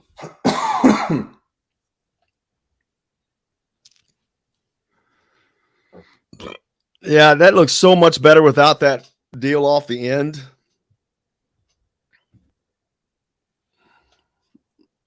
I don't know. Well, it just show not that it looks better. It makes that logo more usable. It fits in that could places be better. Because I think there's some imagery with your old logo that basically starts out as a flat line, and then your show gives it a little heartbeat. Yeah, I designed that, man. I'm proud of that logo. There you go. That's good. I just used that. I just used that EKG line, just repositioned it, and kind of chopped it up a little bit. Yeah, that's what I couldn't get done. I couldn't get that thing. But it's easier just working in Photoshop. Does everybody have Photoshop? I don't use Photoshop. No, it's yeah. Photoshop's just got a lot more options. Was that something you have to buy? It's you can. Well, they have their Creative Cloud suite, but I've got which is a lot of products. But Photoshop and Lightroom, you can get both for $10 a month. It's invaluable for me. You don't think it's worth that, John? I'm not skilled enough for it to be worth it. 15 seconds. You can always learn. Canva, it's so much easier. Well, you may be able to learn. To your door with AndyMooreHonda.com. Come see us at the all-new Andy Moore Honda, now in Bloomington. This segment is brought to you by Bubba's 33 in Clarksville. Pizza, burgers, beer. Now back to the Golf Club at Eagle Point Studios for more Indiana Sports Beat Radio with Jim Coyle, presented by Endeavor Hospitality Group and Andy Moore Honda of Bloomington. Welcome back. It is a Monday at Indiana Sports Beat Radio coming to you. Hope you're having a good day and hope we're helping out get your week started off right. Jim Reamer, Courtside, Indiana, joins us now. Yes, sir. Thanks for having me. Absolutely. It's Monday. It's a Monday. It is a Monday. Did have a lot going on over the weekend. I've been talking with Kyler Staley of the Hoosier.com and Dustin Dopirak. Kyler was up at the IBCA, Indiana Basketball Coaches Association Top 100. I assume you were there as well. Yeah, I was. Kyler and I sat together for a little bit. Chatted about some things. That had to be a long day. It's not bad if you just go to the stations and the games. The stations are kind of, I don't know. They're a little bit show, although one of them sort of turns into a 3-on-3, so that's a good one to watch. So most of the coaches have traditionally sat, when it was at Ben Davis, they would be next to the court where it was either 3-on-3 stuff or their transition stuff. This week it was this year was at Brownsburg, and all the coaches they did one of the stations was 3-on-3, so there was a kind of a closeout drill, rotation closeout drill into 3-on-3, and that's effective. That's a good. You learn some things about kids, how they move without the basketball, and it creates enough space for them to also penetrate, get downhill and make plays. So it was good. So if you just go to the stations and the games, you're there 11 to 2, and then you go take a lunch break, and then you're there from 3 to 6. You get a chance to watch them in station work, and at station work you get to see everybody, especially if you just stay at one court. So that's helpful. And then the games you can kind of move around, and you can usually see 5 of the 6 teams in each session pretty easily.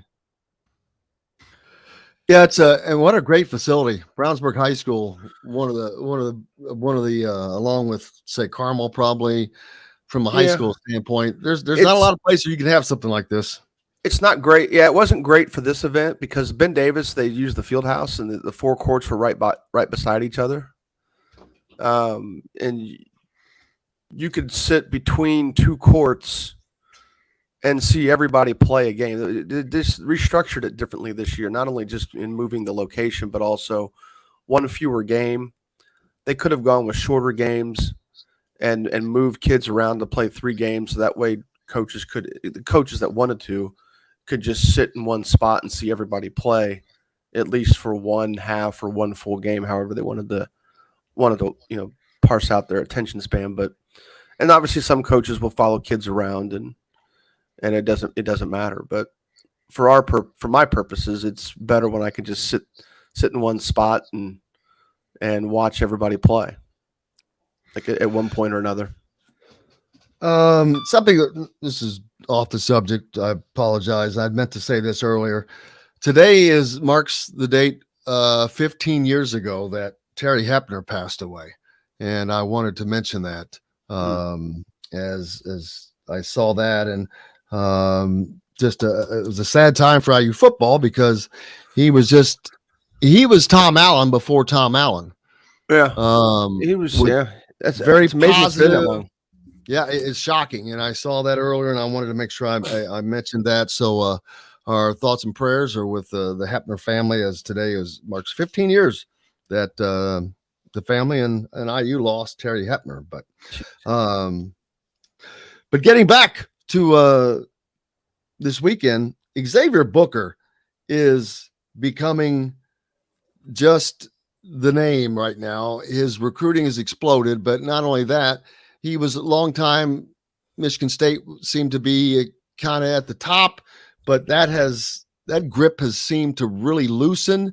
You've got Duke into the picture now, and IU is strongly in the picture.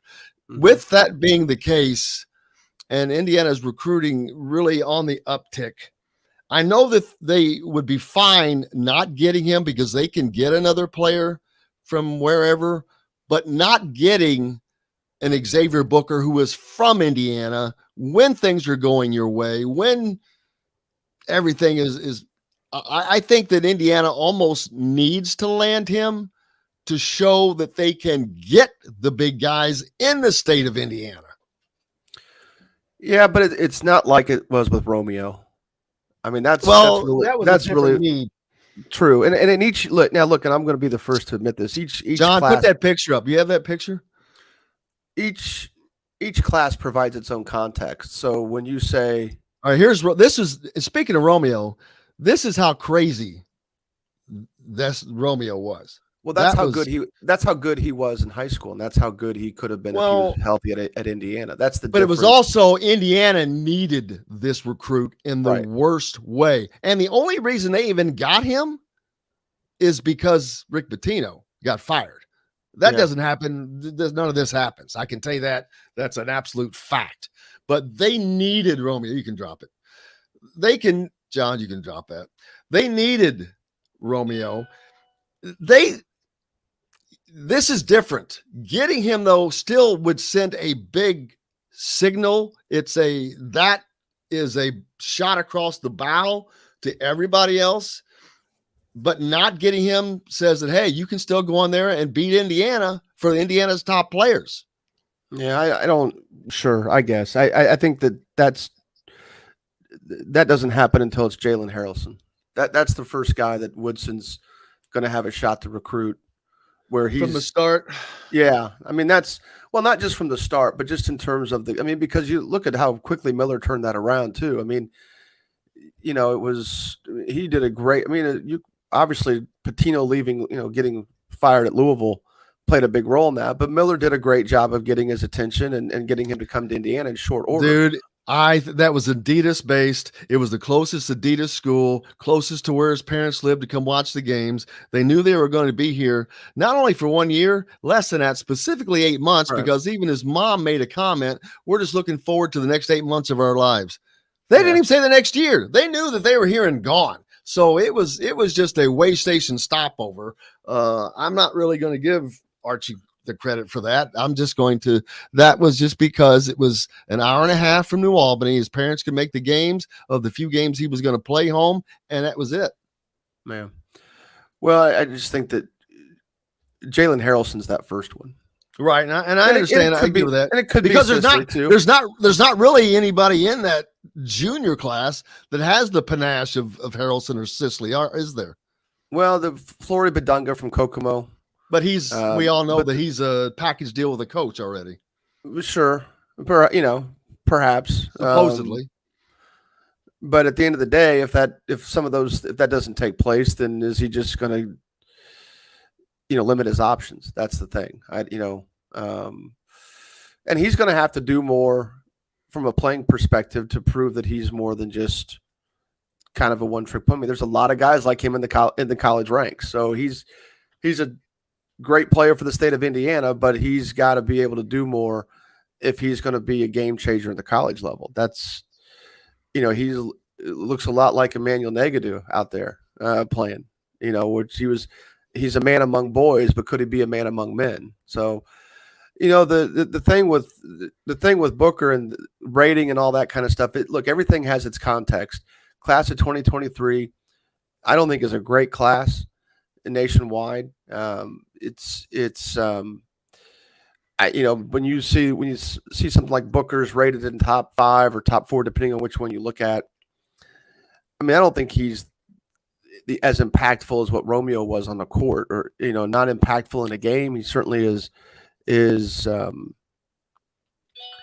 still some questions as to what will translate to the college level with him, where I think everything Romeo did would have translated to the college level if he who has a bigger ceiling. Often. Well, I would have told you Romeo, 6'6" shooting guard with a plus wingspan and a I don't know where his jump shot went. I know it wasn't his best asset in high school, but it certainly was an asset. His jump shot, his ability to defend. Or the question mark with him has been, with him at Indiana, was why didn't he put out the effort defensively? That was the troublesome thing, because injury or not, that was the one thing he could control. And that's going to be some of the questions too that Book's going to have to answer. As he moves into college, regardless of where he goes. Yep, we'll certainly find out. We'll see. That's just going to be interesting to continue to watch how that goes. Nothing else changed, I think, over anyone we talked about. I talked earlier with Kyler about Jalen Harrelson having pretty much a great weekend, but he also mentioned the fact that JQ Roberts had a tremendous weekend, and was talking about his offensive output, which really shocked me, because in the times I've seen him play, he hasn't been much of an offensive player. He's more defensive, more rebounder.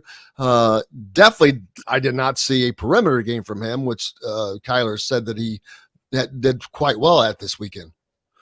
Well, that's the one thing he's going to have to answer is what's his use the word translate a lot in these conversations. What translates to the higher level, and in a camp setting where there's not a lot of defense being played, and there's definitely no off-ball defense being played. You can look a lot better in that environment than you can playing a team that's coached or even well coached. And that's the thing we talk about is I want to see guys play against coaching. Guys look great in all-star games. Guys look great in highlight films. The question is what do you do when you're playing against teams that scheme, game plan or make adjustments. And the top 100 is a great event. There's just not a lot of defense being played out there. Now that doesn't mean a kid like JQ can't go out there and look good. It's better to look good in that setting than not look good in that setting. There's a couple of kids that played that you could tell they can get to their spots because, again, there's not that much help, and there's not a ton of defense being played off the ball, but then couldn't finish, or didn't finish well.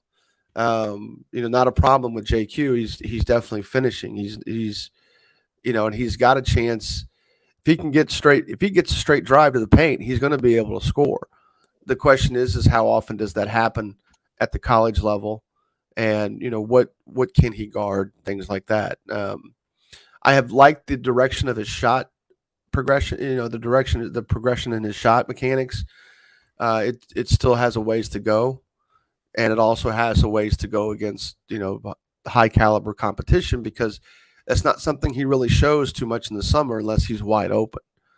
He may never be a guy that shoots contested shots. He may never be a guy that has that as the primary opportunity for him to score in college. But so many guys, like, for example, Race Thompson really hasn't shown to be a consistent three-point shooter or consistent shooter from range for Indiana. But when you watch him go through drills, when you watch him go through workouts, he hardly ever misses. And there's just a difference between game speed and workout speed. And that's the next adjustment in trying to figure out what does a kid do well at one scenario that translates to the most important scenario, which for Big Ten school would be obviously game action in conference play. We got to take a quick break. More to talk about. Got some questions on the Andy Moore Honda hotline from Taterology. Thoughts on Miles Colvin. We'll get to that and much more. You're listening to Indiana Sports Beat Radio, brought to you by our good friends at Bubba's 33 in Clarksville. If you're down there in southern Indiana, right off of I-65, pizza, burgers, beer. Back right after this. We'll be right back to the Golf Club at Eagle Point Studios for more Indiana Sports Beat Radio with Jim Coyle, presented by Endeavor Hospitality Group and Andy Moore Honda of Bloomington. Whether you're visiting Bloomington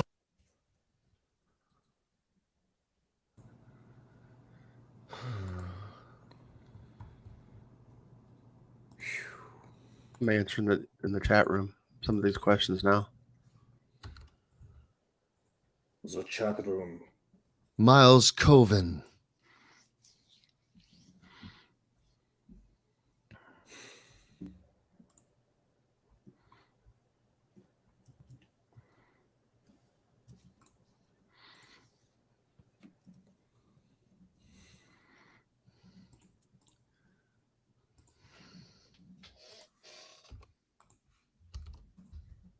Yeah, that one picture will always blow my mind. That was a great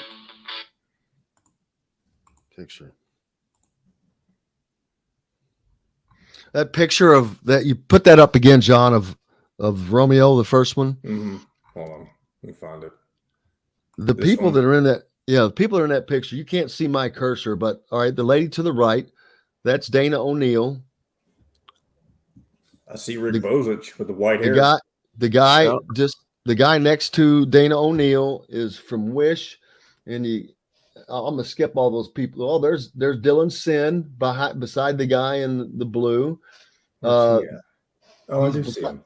So you got to go start from Romeo and just go right in a circle, and then I don't know if that's Rab Johns besides Bozich. That's Kyle Nedrip, and then it's Rab Johns.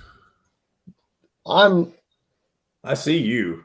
I've got somebody stuck a microphone across my eyes. I was the first one in line stood up for this. I remember. I'm like, I know what's coming. So I went up there and I was the very first one. And I was very first, and that's what happened. I still got shuffled out. But there's so many people in there I could name. That's just a wild picture to me. That will not happen again, I don't think. I mean, What if Trent Sisley becomes, this won't. No, it's not going to be this again. He's not. Sisley's not getting the following. I mean, you just got to. This was Indiana was at a point of need. Yeah. He was this big time Indiana kid. And it was just it's sometimes things just timing. It's about timing. And look what it amounted to. Nothing. Not a lot. All right, 30 seconds. Hey, this is John, the producer with Indiana Sports Beat Radio. We're now a part of the Rivals Network. TheHoosier.com is where you can find complete coverage of Indiana basketball, football, and plenty more. Simply go to TheHoosier.com and sign up. It's free. You can also find full episodes of Indiana Sports Beat Radio on the homepage or on the station every week, Monday through Friday. If we're not on a station where you live, we should be. Ask for Indiana Sports Beat Radio. This segment is brought to you by Reynolds Family Dentistry in Sellersburg. Now back to the Golf Club at Eagle Point Studios for more Indiana Sports Beat Radio with Jim Coyle, presented by Endeavor Hospitality Group and Andy Moore Honda of Bloomington. Welcome back, Indiana Sports Beat Radio here on this Monday. Jim Reamer from Corkside, Indiana, with me now. Up on the Andy Moore Honda hotline, we've got a question from Taterology. What are your thoughts on Miles Coven? Will he stay at Heritage Christian? Well, I'll just read what I put in the chat room with the room. I mean, there's rumors surrounding a lot of kids when it comes to like transferring, especially when it comes to prep school situations. He might leave, I guess. I mean, but he's yet to show. The teams he's on has yet to show that they win a lot of games, and that's going to be a thing with him. And it's kind of the same issue that dog Christian Lander coming out of Evansville Rights. Lander never carried Rights to a sectional title. He got upset a couple times, and then the first year after he's gone, they go 17-5, win the sectional, and get to the regional championship. So. Obviously that was the group of guys he played with. It just couldn't elevate, wasn't the kind of guy that could elevate their game. And I don't know, Miles's situation, his playing situation has been micromanaged by his father, who's obviously had a terrific NFL career, but it isn't, and he's got a great relationship with Painter. He's super. The dad did because they were Purdue together, but at the same time, and he's a wonderful athlete. And he does work at it, but anything that has to do with away from the basketball, he struggles with, and the ball is constantly in his hands, and they don't win a lot. I mean, it's. And at some point, winning has to matter. To me, that does. And I think that's why a guy like Lander struggled his 2 years at Indiana, because he didn't have a lot of experience playing without the basketball. He didn't have a lot of experience at making anybody else better, let alone a couple of people. And that's something that Miles is going to have to do. He's not going to be a primary ball handler at Purdue, so that will help. I mean, he will be force-fed into playing without the basketball because Braden Smith is going to have the ball. Even if I know they just picked up a transfer from, where'd they get their transfer from? Was it Utah? Purdue just picked up a point guard transfer. But after this year, Braden Smith's going to have the ball, and it ain't going to be Colvin. So he's going to learn how to play without the basketball, and it'll be, it'll be an experience for him. And if he can handle it, then he has the physical tools without question to succeed in that environment. I mean, played at Heritage Christian, a 2A school. Now they do play a good schedule for a 2A school, but they went 12-12. The year before they went 11-9, and then his freshman year he didn't start, and that's Coach Jackson just didn't start him. But thanks Tater. It's Jenkins from Utah. Yeah, I thought I heard the Utah thing there over the weekend with Purdue, but. To me, winning matters, and that's and being part of the winning. There's a lot of guys at levels that get stats and then they don't contribute to winning. You hear a lot about that at the NBA level because there's such a there's advanced stats, advanced metrics that sort of gauge that. It's harder to do that. It's harder to gauge it at the high school level. But yeah, winning matters. So he's going to have to he's going to have to really up his game if he's going to play at Purdue, and certainly change the way he plays. Then there was a question earlier about oh man, where did he go? Garway, Dual. Yeah. If it was surprised that he went to Providence. I'm not surprised he went to Providence. I'm surprised it came this quickly. I know Providence was recruiting him hard. I know Providence was speaking regularly with his AAU coaches or his AAU coach. I'm assuming he had some conversations too with school coach, and in that it's past June of his incoming junior year, so that that would have been last year for him. I'm sure they did a great job of building relationship with the family and with the kid. So I'm not surprised he went to Providence. I'm just surprised it came that quickly. Yeah, me too. But it is what it is. Also, who else? Oh yeah, daggone it, the kid from I talked earlier with Kyler about this. The kid went from Northwestern to North Carolina. Guard, daggone it. Said his name earlier. Now I've already forgotten. But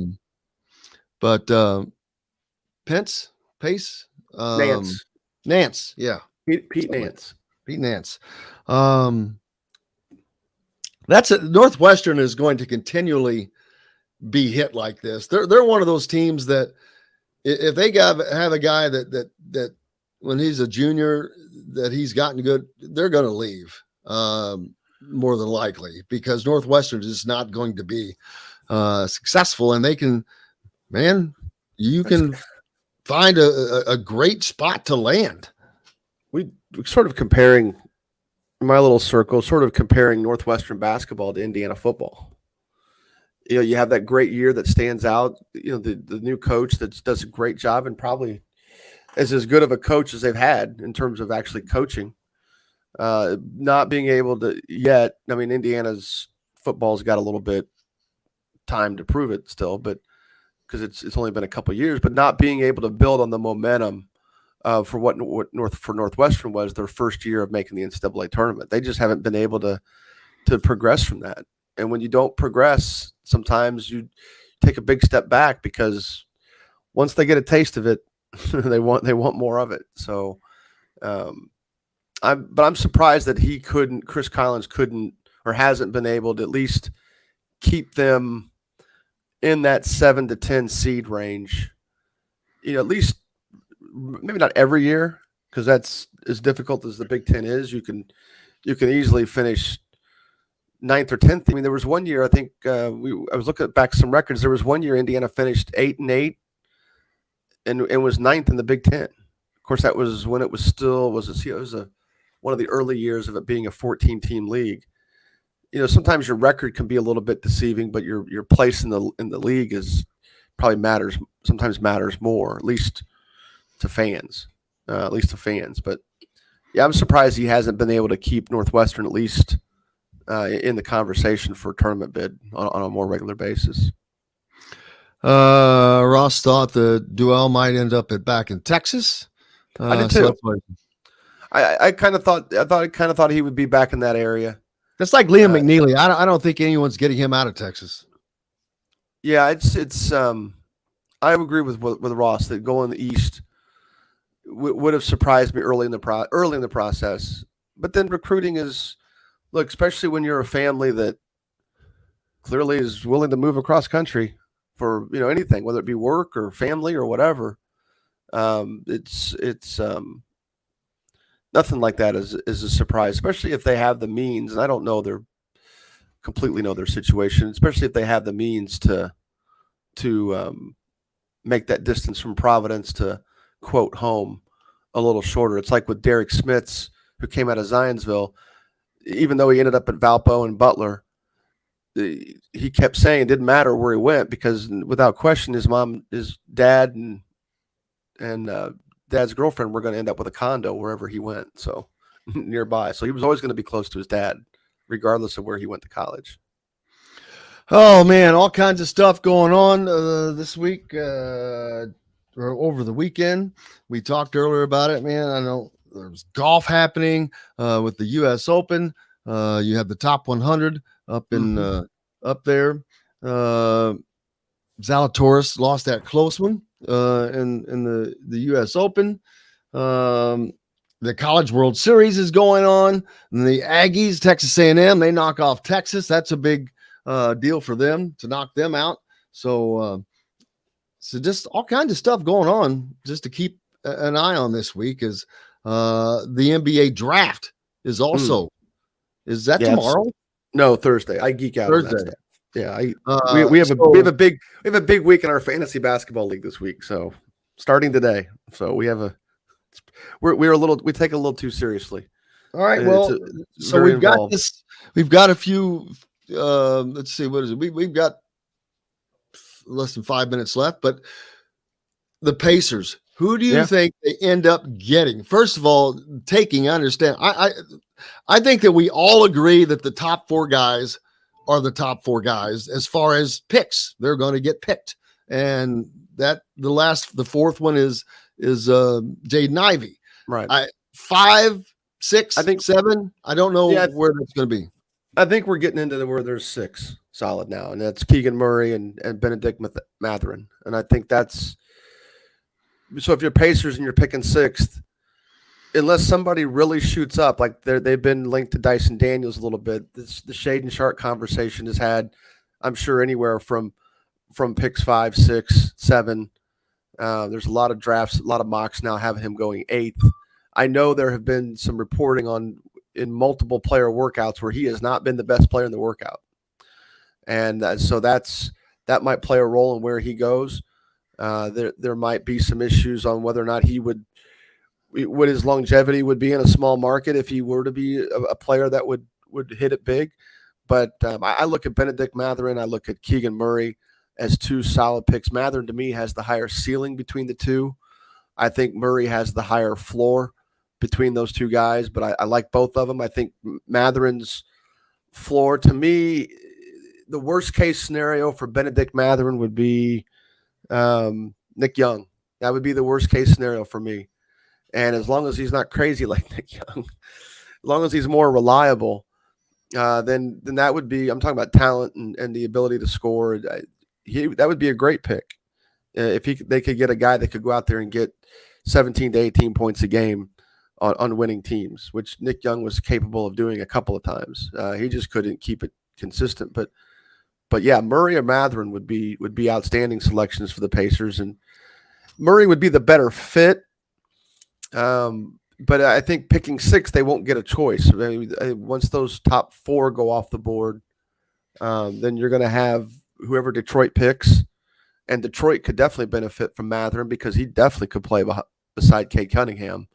But they also could use a forward like Murray too. So there's a lot of interchangeability going on between those teams with some flexibility. The Pacers actually have roster flexibility, as well as obvious needs. They need forwards, so Murray would be a great fit. But whether or not you believe in Duarte as a long-term piece or as a long-term starter in the league, definitely is a piece. And Mathurin would be a great fit with Halliburton and might be big enough that those 3 guys could play together. Yeah, we'll see. Hopefully next season the Pacers can be seen on TV, hopefully, first of all. They can get that stupid issue resolved, because that is just I think it's been resolved. Idiotic. It's just idiot. Yeah, it's stupid. It's pay-per-view. I'd rather go watch it with my friends out, at our local watering hole. Yeah, but you're not going to do that every game. Or most fans are not going to be able to do that every game. No, but I go to 100 high school games a year, so that soaks up a lot of my attention span just as it is. So, the games I do get to, I'm usually grabbing dinner while I'm watching it. So I'd rather do that than pay Bally Sports $20 a month just to watch the Pacers. I hear you. Well, let's see. Charlie Hughes this week. Yeah, you got the Charlie Hughes. Is that where you're heading next? Yeah, Carmel, Westfield. Most of the top teams in the state are going to be there, of all classes. A couple of teams that aren't coming are disappointing. None that have anything to do with Indiana or high major situations. But yeah, I would say every top team that you consider in the state of Indiana is going to be at Carmel and Westfield this weekend. Teams will play minus Cathedral. I don't think they're going to be there, are they? Yeah, they usually are.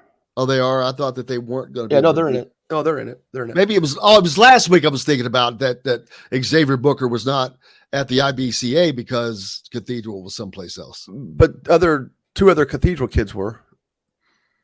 Two Cathedral kids did both, so they managed to figure it out. But so teams will play either 2 games Friday, 2 games Saturday, or 2 games Saturday, 2 games Sunday. So every team will play 4 games.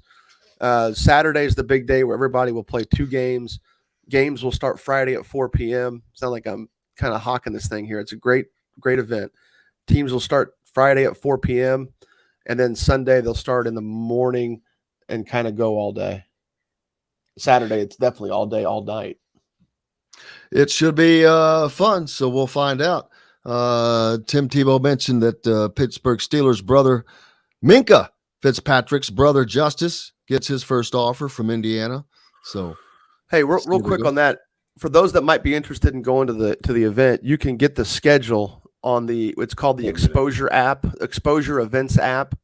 Then you choose your sport. It's basketball. Then you just type in IBCA in the search window, and it will pop up, and you can find everything you need. We'll get that to John, the producer, and we'll get that up tomorrow this week so that people can see that. It has been another fun day and a fun start to the week. What I think is going to be a fun week. It's not going to be, I know it's going to be warm, but it's not going to be as bad as earlier it looked, and the humidity looks like it's going to be okay. So we should be fine. I want a big thanks to Kyler Staley from thehoosier.com, Dustin Dopirak, of course, from the Bloomington Herald Times, and Jim Reamer from Courtside, Indiana, as well as John, the producer. Most importantly, big thanks to you guys. Without you, we've got no reason to be here. Appreciate you each and every day. We got the Jordan Hall's Never Lose Hoop outing coming up on Thursday, where we'll be going live from. Looking forward to that. That'll be fun. That's going to be a great event, but we'll be promoting that all event. But we're back tomorrow to do it all again. Looking forward to it. For Jim Reamer, John, the producer, thank you guys so much. Until tomorrow, I'm Jim Coyle. I will see you on the radio. Thanks for listening to Indiana Sports Beat Radio. Be sure to subscribe to our YouTube page for more clips and team coverage of Indiana basketball, football, and more. You can also find full episodes and tons of other content on thehoosier.com. We'll see you next time for another edition of Indiana Sports Beat Radio.